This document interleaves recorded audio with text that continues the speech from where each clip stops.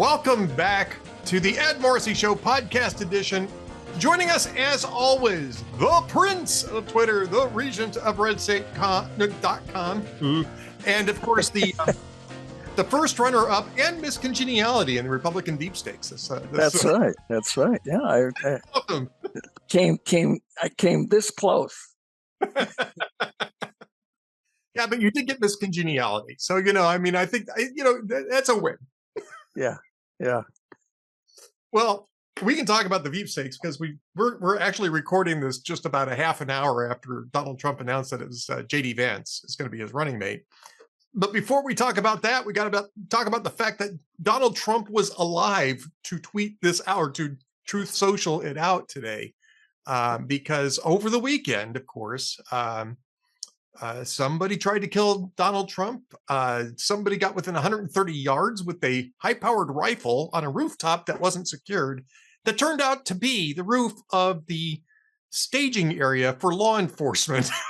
They were underneath the building, which may explain why the snipers were not clear as to whether that guy was a law enforcement officer or a hostile until he started firing. And so, this is crazy. This is a crazy absolutely crazy. Absolutely crazy. I have been punched by Secret Service in the gut at the 96 convention. I bought a hot dog and I turned around, and at that precise second, a cadre of Secret Service with the new vice presidential nominee, Jack Kemp, was passing by. And I guess they thought I was making a move. So out came his fist into my stomach, and I didn't know who it was until I lost my breath. So I was looking at them from behind, but yeah. Anyway, and then in the first Bush campaign, I was, in the, what do you call it, the bubble or whatever. And they're good guys. They really are. And I admire them. I admire them greatly. There seemed to have been a communications screw up on the roof. But one of the Sunday shows had a former Secret Service guy on, and he was explaining, I did not know that there's different security protocols for campaigns and for presidents. I would have assumed that, though. I think I would have assumed. I think I would have assumed that there were different security protocols, but I think we still. I never did. I thought if they're protecting them, you don't sort of protect somebody, but that seems to be the case. In the campaign ones, Secret Service relies much more on locals to do backup stuff. Now they should be checking, so there may have been a communications there. But when you saw the crowd pointing up to the guy on the roof, and then I saw somewhere a twinned video, the Secret Service sniper had him in his sights and was watching him. Now, the way the former agent explained it on Sunday is that the campaign protocol is reactive because there's free speech involved, and you're not going to jump in and do things that you would do if it was the president. If it was the president, they would have shot that guy as soon as they saw him on the roof. Now, when you see him with a gun, but the sniper's got to get permission, or they have to give him the go-ahead. And he didn't get the go-ahead until he was taking a hostile action. Now, you would think they would assume if the guy's got a rifle and he's not their guy, you would take him out. But, and it turned out okay anyway. It's, well, not really, because somebody died, right? The guy, one of the people behind Trump was actually struck and killed. 2 other people were critically wounded. A couple people were apparently lightly wounded that didn't really get figured in because they just needed some first aid. But this is the thing about the ABC News report this afternoon, Monday afternoon, as we're talking here. which about that being the roof of the staging area for law enforcement for coordinating with Secret Service. Is that it kind of explains why maybe the snipers weren't clear as to whether this guy was a friendly or a hostile, right? They might have thought it was one of the local law enforcement guys. He was kind of dressed in that sort of beigey clothing that a lot of them choose to wear rather than stand out. And they might have just assumed that he was one of the cops because it was right where the cops were at. And apparently, we'll know more about this when there's an investigation. Hopefully there's an investigation that will clear all this up. But I mean, it does sort of at least explain why there might have been some confusion as to whether this guy should be taken out until he started actually firing the rifle. But how providential is it? I mean, Andrew, I know that people died in this, and Donald Trump said, the hand of God, or something similar to the hand of God was really working because I should be dead, and credit the Lord. You can't come much closer. You cannot come much closer. And then people are saying, "Oh, so God hated the firefighter guys." Like, that's not what we're talking about here. What we're talking about is how much worse this would have been if the guy had actually gotten Trump. I mean, can you imagine what the environment would have been for the last 48 hours if Trump had died in an assassination on Saturday night? No, I can't. I can't even. I can't. And I don't want to. But it would be awful. Yeah. The interesting thing is that if it had been Biden, well, who knows? However, there were no mega riots on Sunday. No, I mean, David said that too. The dog that didn't bark. You didn't see people marching into the streets. You didn't see him blocking highways or shutting down college campuses or anything else like that. I mean, certainly they were vocal on social media, but that, I mean, they weren't blocking the doors of the New York Times. No, there was no. What was it? Nearly nonviolent. What was that famous CNN headline? Not quite violent, and he was standing in front of a burning building. Anyway, which is good. It's all good. But it's shocking. But I don't know that it changes anything. It intensifies feelings, and I'm not sure it changes anything. The refusal, we'll see in a couple of weeks when not the national polls, but when the state polls come out. But the refusal of the Democrat side to see the incompetence and incontinence of Biden is just beyond my belief. That Trump derangement syndrome is off the scale. Yeah, I mean, look, it's close. The polls show it's close now, right? How could it still be close? Well, it's only been a couple of weeks since the debate, too, and this is the thing I was saying. You might need to wait a couple of minutes. Well, things, people need time to absorb the fact, the extent to which they've been lied to about Joe Biden's mental capacity. First off. But they've been seeing it. I mean, the media showed him being stupid, and they refused to see it. That the ability of someone to not see. I mean, conservative media has been writing about this forever. And the White House has been changing the transcript to cover it up. It's just stupefying is what it is. But maybe I am stupid anyway.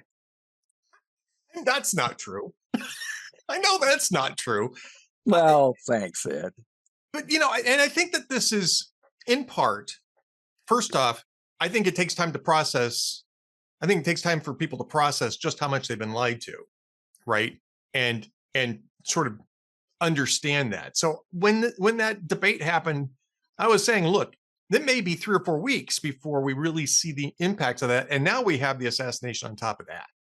And I mean, you had Democrats telling NBC News and Axios over the weekend that the presidential race is over, and now they're just going to write the White House off, and it's not even worth getting Biden off the ticket anymore because Yeah. why go through that? Nobody's going to want to. No, after what happened on Saturday, nobody is going to want to run against Donald Trump. I don't know.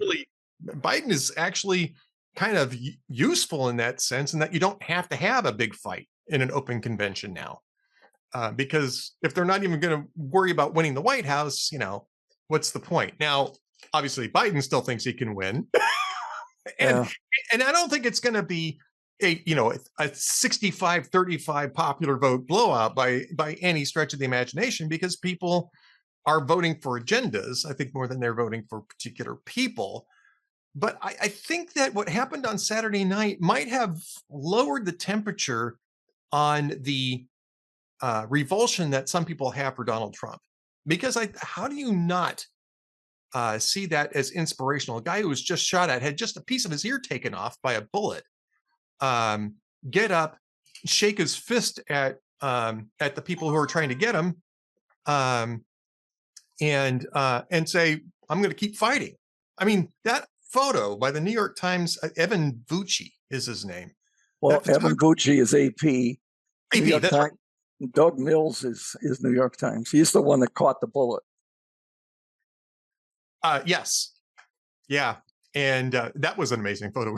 That was really an amazing photograph. Well, he had his finger down. He basically was a movie camera.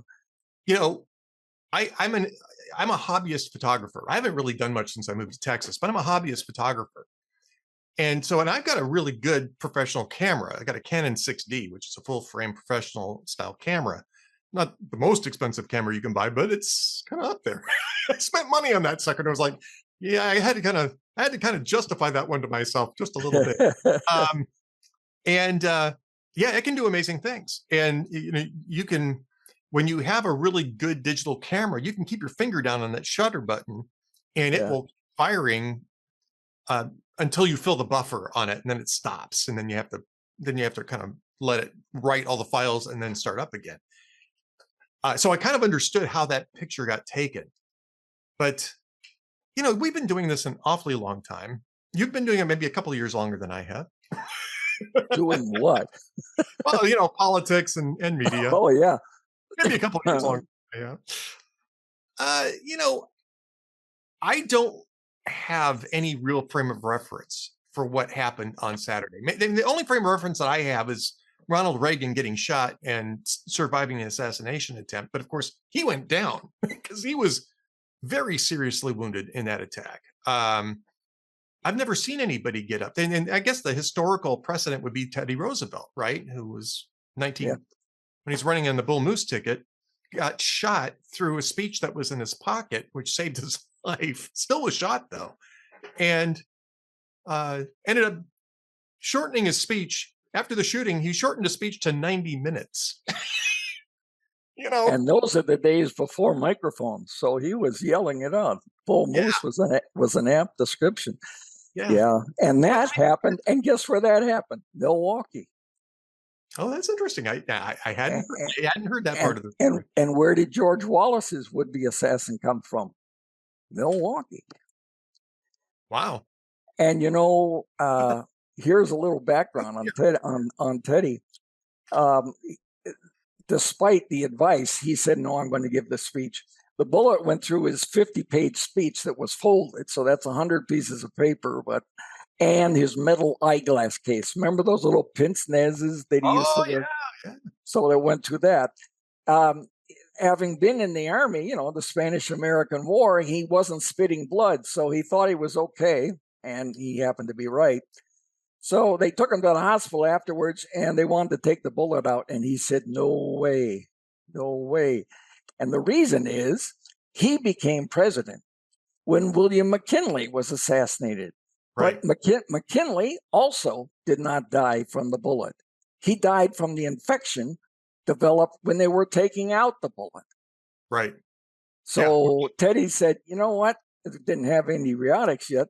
I'll skip it." And when he died in his sleep in 1919, he still had the bullet, John Schrank's bullet in his chest.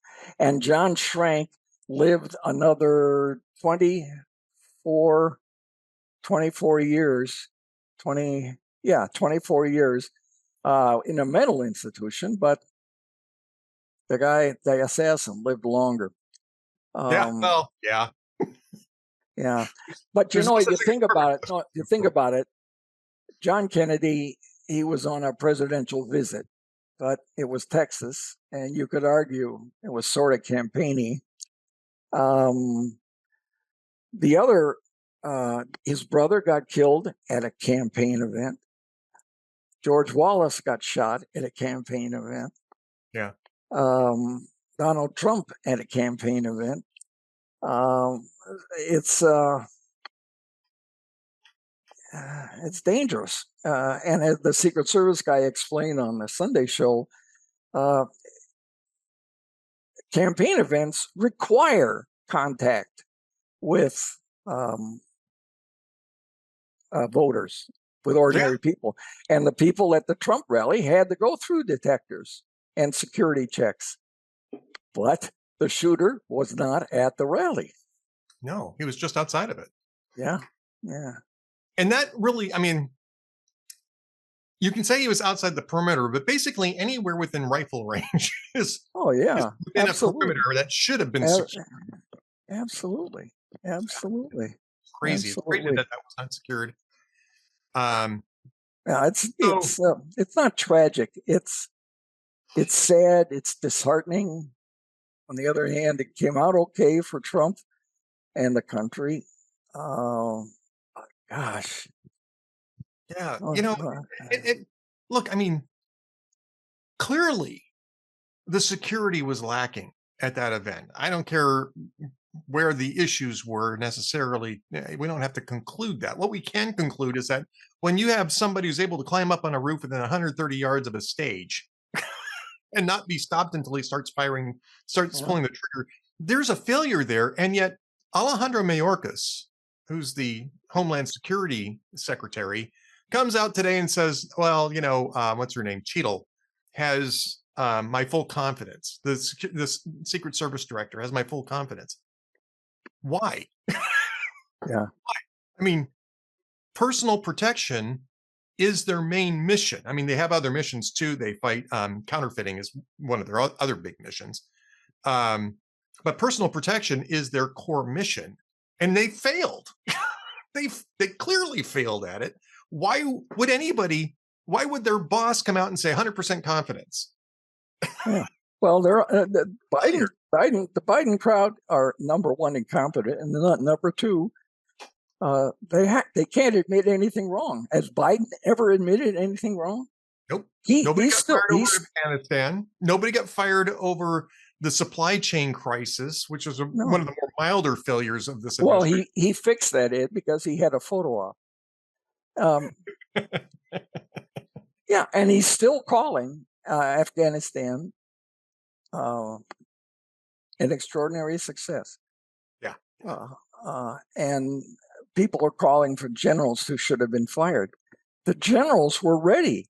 Biden, who doesn't trust the Secret Service and doesn't trust the military, he countermanded the Pentagon plans on the evacuation. Now, to their credit, they were on the side getting ready because they knew they'd have to go back in, which they did, but they still didn't get out everybody.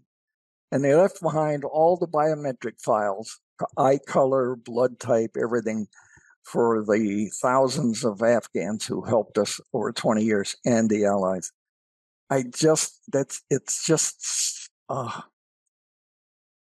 Yeah. And they're also calling the southern border secure. So, you can't really. Yeah, you can't. Mayorkas should have been fired already. Mayorkas should have been fired before Cheadle got fired. In my draft column, but not draft column, but in my column that did not run on Sunday, I said, please, Lord, don't make the shooter be an illegal immigrant. Yeah. Yeah, and so it's a 20-year-old kid using his dad's gun. I mean, which remember, what's the name of that that shooting in South Beach, the one in Jersey's short, the one with all the school children. Oh yeah, I know which one you're talking about. Sandy Hook. Sandy Hook. He used his mother's rifle. I think he used it on her first before he went over to the school. Yeah, Yeah, yeah. yeah. You know, all these people, almost all of these shooters, in the end, it turned out to have been known about. And suffering from mental illness. I mean, from illness, absolutely, absolutely, mental illness. The guy in Florida at the school. Nicholas Cruz. He went through counseling. He was shooting neighbors' pets. Yep. Hello. Yeah.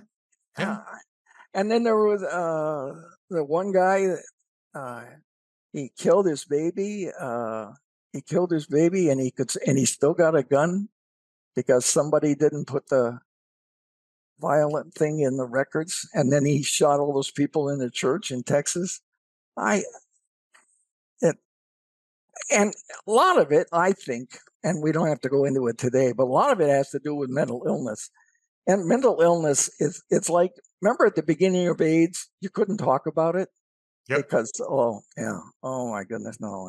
Well, blah, blah, blah. Well, mental illness is the thing you can't talk about in many ways. Afterwards, oh, by golly.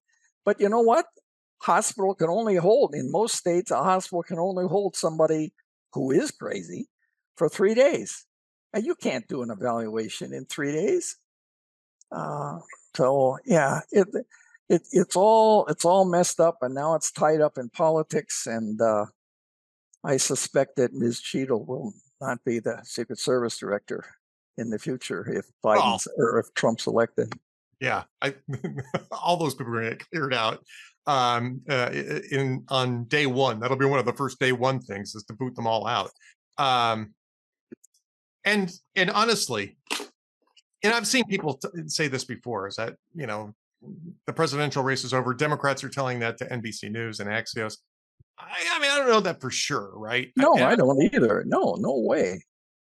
But it is difficult to come back from that show of vitality and personal courage on Trump's part, and then to look at the debate, Biden, whatever he was doing over this weekend. He had 3 opportunities, right? 3 opportunities to talk to the American people about what happened, and really dropped the ball all 3 times. And the final one was the Oval Office speech. I watched it live. Did you watch it live when it took place? No. Well, I watched it live. And, he was talking, it was very scoldy, almost like all the rest of you people need to learn how to talk nice. Yeah. Right. Yeah. Didn't cop to any of his own rhetoric fueling the problem that he's discussing, right? He cannot admit anything he ever did was wrong. Right. And there was that tweet the day after the debate where he said, Trump is a threat to national security. We need to put him in the bullseye. That was an actual President Biden tweet. Yeah. And by golly, and remember the outrage over Sarah Palin putting targets on. Thinking about that ever since, that Palin thing, right?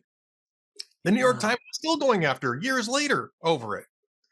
And I mean, Joe Biden wouldn't step up and say, you know what? If he'd said this on Saturday, he would have earned a lot of credit. Self-deprecation is the most powerful political tool.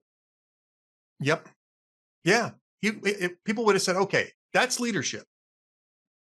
It's on me. I'll take ownership of first I have to. Yeah. And I hope to set an example for everybody else by putting that type of thing aside and just sticking strictly to policy in this election. He didn't do that. He just basically scolded everybody as his finger wagging.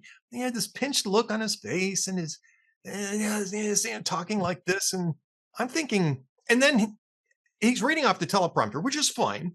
I mean, it's a prepared speech and he should read off a teleprompter. Frankly, Most politicians are better when they do that. Joe Biden's not the only one, right? But he's reading from the teleprompter and he still can't get it right. He was saying we settle our differences at the battle box. He said that twice, battle box, rather than ballot box, right? He was trying to say former President Trump, and he called him former Trump, which was darn near what he ended up being on Saturday night, right? Yeah. And like, seriously?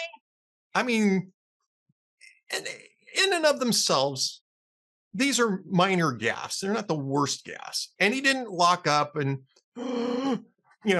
during the address, which is what he did during the debate. And if it wasn't for the debate, I don't think anybody would be being too picky about this. But when you look at this, he can't even really be trusted to deliver a 6-minute address correctly. That's right. No, you're absolutely right. You're absolutely right. You said. So had to have a quick pause there to take a quick phone call, Andrew. But, to close the loop on what happened on Saturday, I think it's a game changer. I think that we're not going to see the results of it for maybe a couple of weeks in polling. But I think, Trump's talking about reorienting his campaign to a more positive, more outreachy type of messaging. And we'll talk about JD Vance in a minute and how that figures into that. But I think that there's an opening here that Trump has to make the case for leadership. And I'm going to be looking very closely on Thursday evening to see if he makes the sale. Yeah, absolutely. There had been signs, encouraging signs, but there have been some of them before that he was leaning that way. After the debate, he didn't jump in and gloat and just let your enemies sink in the quicksand by themselves.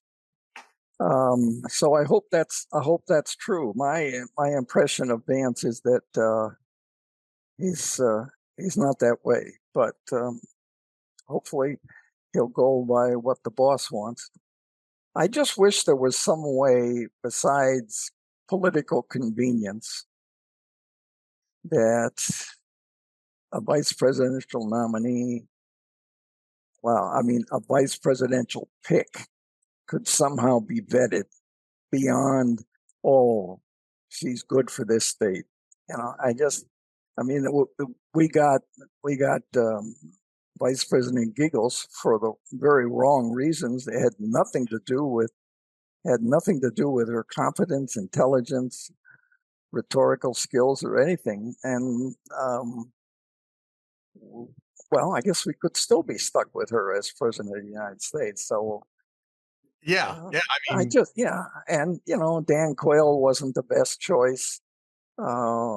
George H.W. Bush was a wonderful choice for Reagan, politically, but also professionally. I mean, the guy had done it. That guy had done everything.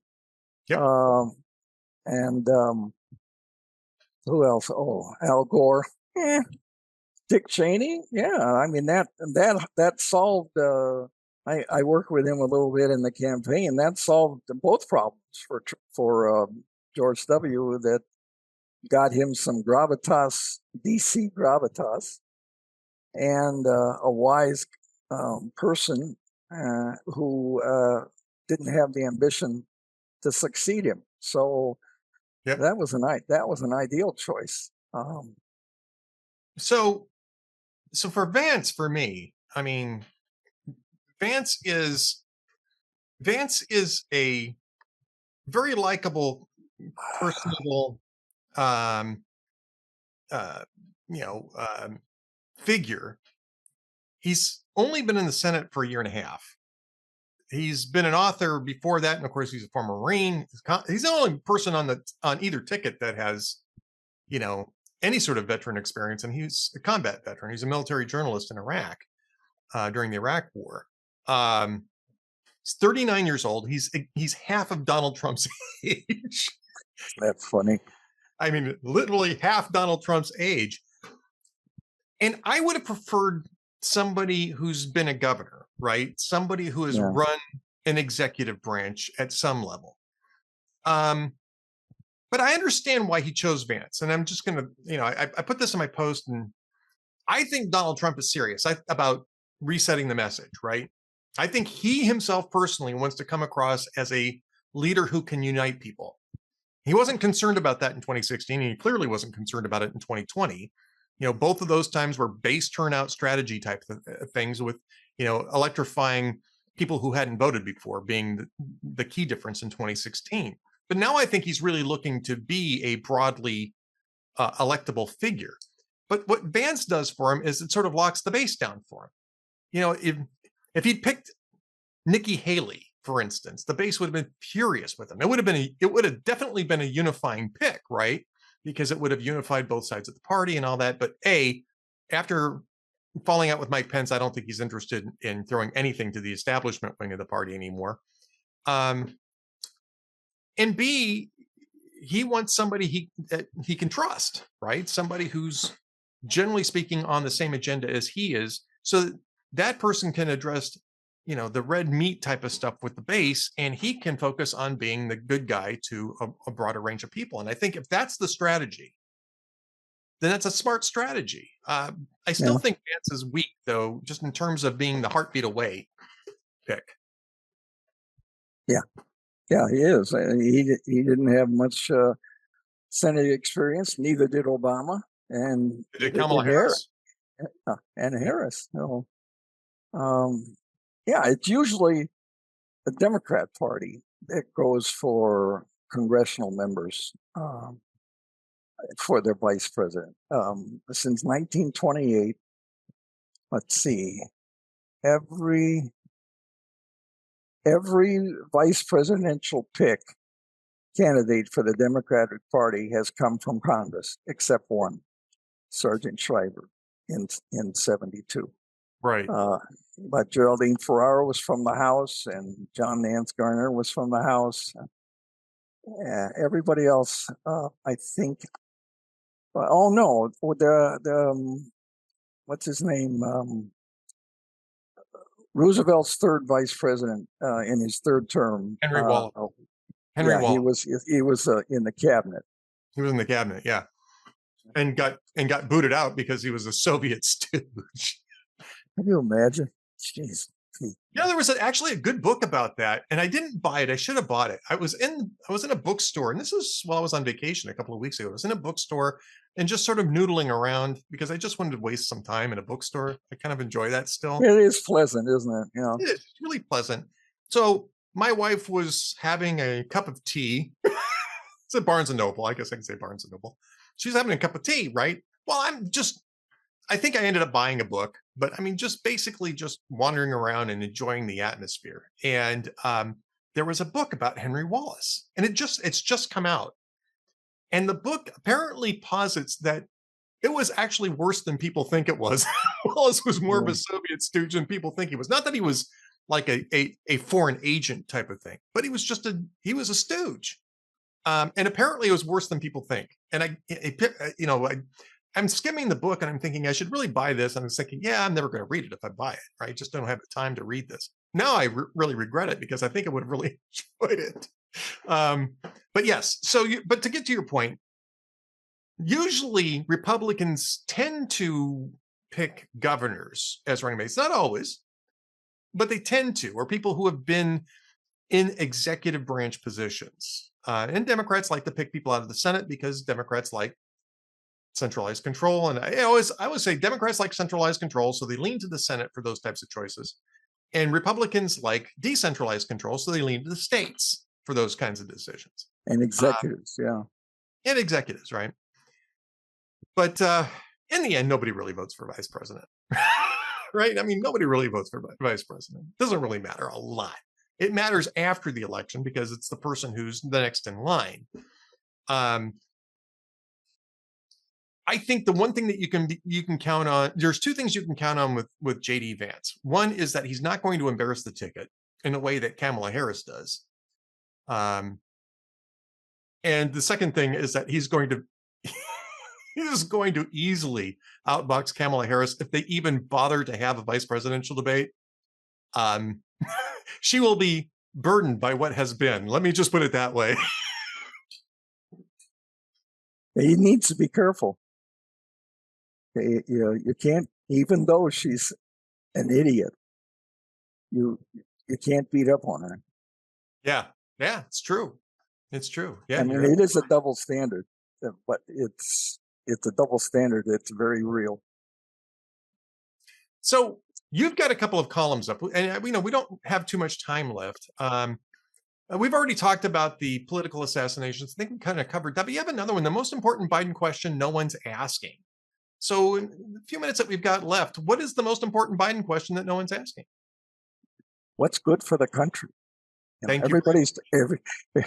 Everybody's talking about what's good for his career, what's good for that career. Does this get him that state? All the maneuvering and the political minutia, which Washington, I mean, that's the meth for Washington journalists. And then nobody says, wait a minute, what's good for the country? Is it good for the country to have somebody who's senile? No. And is it good for the country to have someone who's interested in uniting? It sounds like Trump might be moving in that direction, which would be good. But all the debate and the sound and fury, it's just sad that nobody, it's all chess and political chess. And I just don't think that's good for the country. And that notion came from one of the commenters on the column before that. What's good? What would be good? Could we think about that? Yeah. And even if it's not who you want. Yeah. Yeah, I agree. You know, it's I mean, there's no way anybody cogent could argue that Joe Biden is good for the country. No. I mean, it's just no. That's just impossible. Or Kamala Harris. It's just. Well, see, and this is the thing that's possible. This is the problem for Democrats now. Just here before we go out is that their only argument for Biden was that Trump was a fascist, threat to America, threat, a national security threat. That's their whole argument because there's no argument for electing Biden. Biden is approaching senility if he hasn't already reached it. He's too old. He's too infirm. He's just too incompetent. Even 30 years ago, he would have been just as incompetent as an executive as he is right now to vote for the guy. And so Democrats have ramped up this hysteria about Donald Trump being a fascist, the new republic with the Donald Trump as Hitler, right? The Mein Kampf type of thing, that whatever New Republic thought they were doing with that. I mean, that's their only sales pitch now. And it just got taken from them on Saturday night because of this assassination attempt. And Joe Biden saying, oh, we got to turn down the temperature. We settle our differences at the battle box.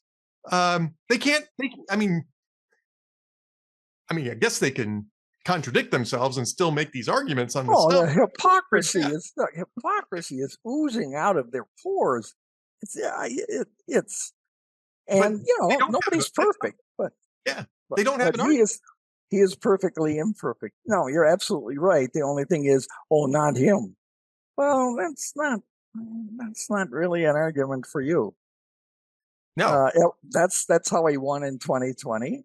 It's hide Biden, so we don't see his infirmities, and you let Trump be Trump. Yeah. No, I think you're right. Right. Yeah. All right. Well, that's it for this week, though. Watching the convention every single night this week. We won't be doing one next week because you're gonna. You'll have to wipe up the convention yourself, Edward. Get my little sweeper out and shovel all the pieces of balloons. I was a delegate in 2012. I've done everything at convention. I've been to 6, and I wanted to tick off all those. So I've been an assistant. I've been a journalist. I've been a staff person for Laura Bush. in 2000, and a staff person for a governor in 2008. And I was an actual delegate from California, one of, 2,346 delegates. Got the badge to prove it. So, Nice. yeah, it was fun. It was fun. You have to pay for the whole thing yourself, and there's not really a whole lot to do except cheer and be a living prop for the speaker and the television cameras. But it was interesting, and and I did it all. And the worst one was 2008 in Charlotte for Obama. That was it was so desultory. And Yeah, but the best one was 2008 in the Twin Cities for the oh, Republicans. that was That's one. when That you and was I met. That's right. We had known each other, but we physically met there. And and I'm writing a piece about what it's like to be at conventions. But Sarah Palin was the most impressive thing. Her speech at St. Paul, and nobody know, but it'll be a nice story. But nobody knows. But the teleprompter was not working the first 10 minutes. It was malfunctioning, and she knew the speech so well. She went ahead with it. You look at the video as I do every couple of years, and you can't tell until the caught. But imagine remembering the speech where you want to be as the words on both sides are coming up of what you've already said. The concentration. Anyway, you can't tell. But the funniest thing, and we don't have jokes, but we can end with this one. After one of the speeches, I was on the floor. I walked. There was, of course, it was a long speech, and there was a flood of people to the washrooms. And I was in the one, not surprisingly, going to the men's room. And it was a tall, you don't really pay attention. You don't look at anybody. There was a tall guy at the urinal next to me. And he said, "Jeez, I thought she'd never shut up." And I turned, and it was Senator Alan Simpson from Wyoming. Well, that is actually a perfect Alan Simpson joke, because that's the kind of guy he was. Yeah, it's a great story. I thought she'd never shut up. Oh. All right. Anyway, we'll see you in a couple of weeks. Thanks, Edward. Thanks, everybody. I'm gonna miss you, man. I'm gonna miss you, but enjoy your vacation. We communicate on Instagram. Yeah, we do. We do all the time. So I will send you a bunch of jokes while you're gone. Okay, good. Keep me in the loop. All right. Andrew Malcolm, the Prince of Twitter, the Regent of Redstate.com, Miss Congeniality in the 2024 and well earned at that. We will talk again in 2 weeks, sir. Okay. See ya.